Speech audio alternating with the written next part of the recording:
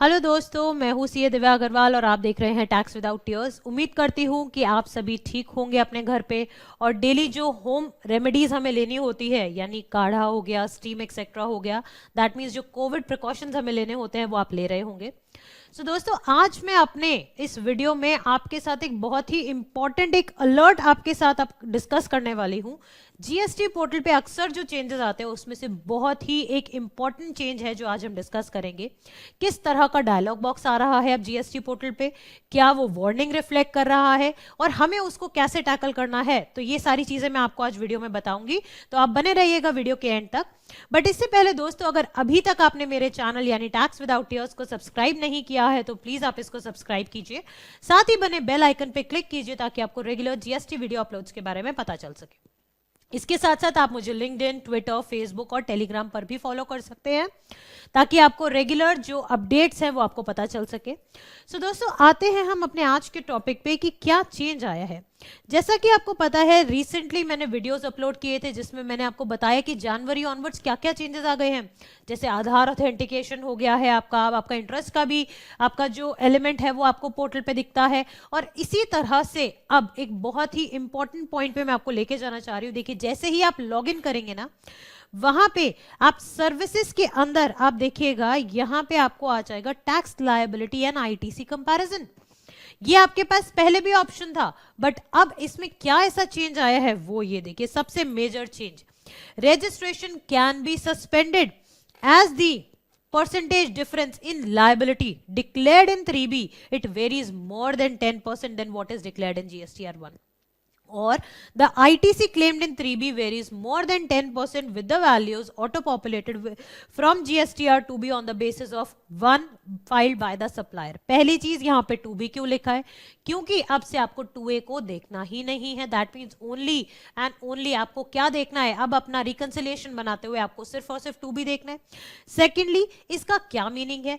अब जब मैंने आपको ऑलरेडी बताया, लॉ मेरे को क्या परमिट कर रहा था कि GSTR 1 में जो फिगर आपकी गई है वो आपकी सेल्फ असेस्ड लायबिलिटी मानी जाएगी। दैट मीन्स ये माना जाएगा कि जितनी भी फिगर आपने टैक्स अमाउंट की लिखी है जीएसटीआर 1 में या सेल्स की लिखी है जीएसटीआर 1 में, वो आपकी तरफ से डिक्लेरेशन है कि हाँ मेरा इतना टर्नओवर हुआ है।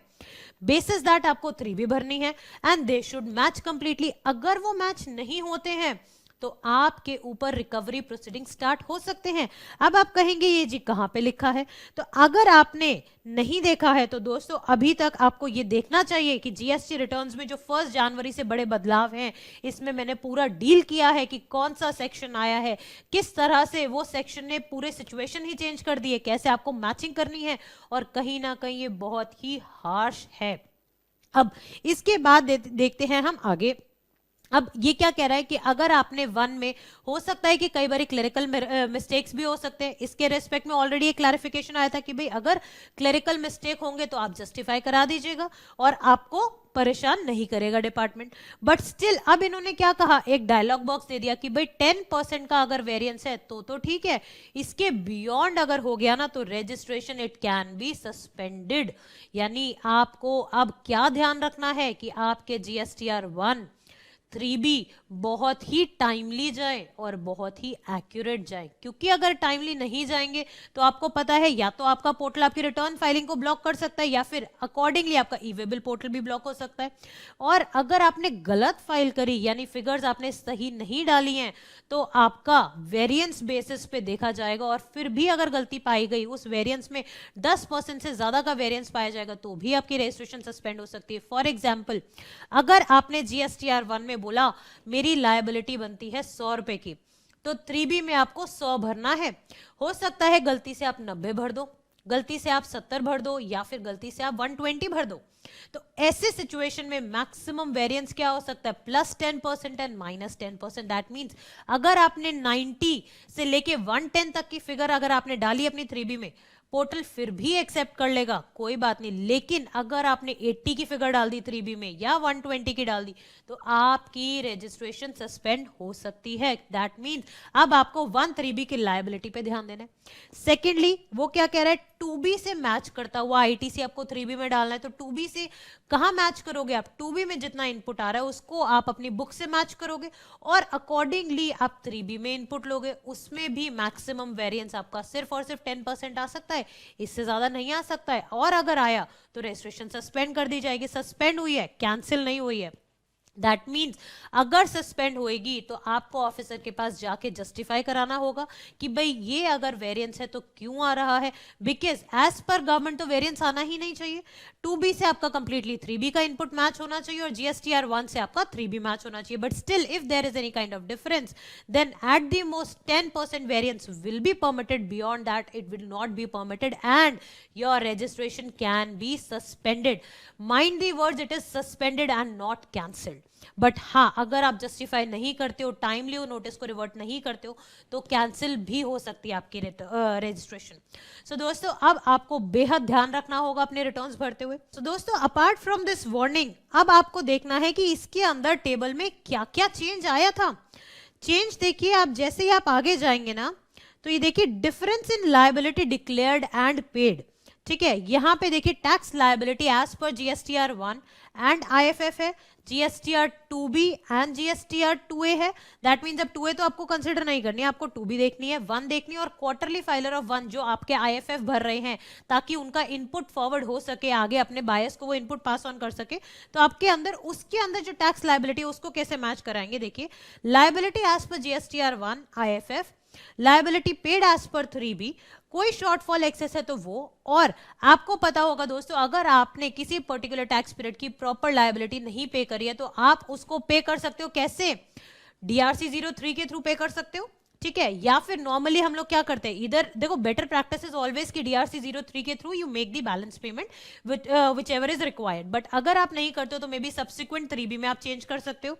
ठीक है, बट अब के हिसाब से अगर हम जो चेंजेस देखें पोर्टल पे तो उस हिसाब से आपको हमेशा अगर कोई भी ऐसा वेरिएंस हो रहा है यानी आपने कहीं लायबिलिटी कम भरी है तो आपको DRC 03 से ही उसको कॉम्पनसेट करना चाहिए। बिकॉज यहाँ पे देखिए शॉर्टफॉल और excess in liability including the payment through DRC 03, that means हम GSTR 1 को मैच किससे करेंगे, 3B प्लस DRC 03 के अंदर जो आपकी पेमेंट हुई है, और फिर हम मैच करेंगे क्या दोनों में जो टैक्स लायबिलिटी बनती है वो आपने पे कर रखी है या नहीं पे कर रखी है।